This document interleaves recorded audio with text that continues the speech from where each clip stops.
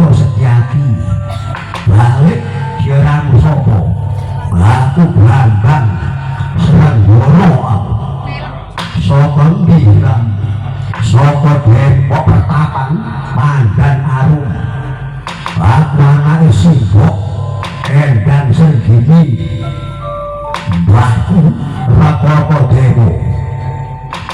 kiramu sejauh nyandi aku golek Sipak sapa Sipak iku sapa bapak merbaku wewe cewek ora ditunggoni karo bapakku aku takon kono karo bapakku kok aneh kok ngomong tuamu ora karo bapakku aku takon sibuk di luar aku di gawani peke sak sepek blokakno gombal bloko wah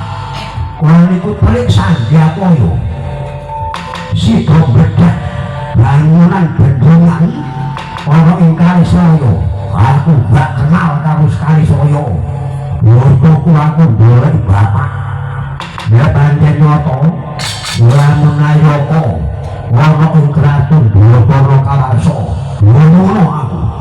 ana ndi mau pendowo wah sirane ku telik Sanjapaya ku dimalik matek berbaku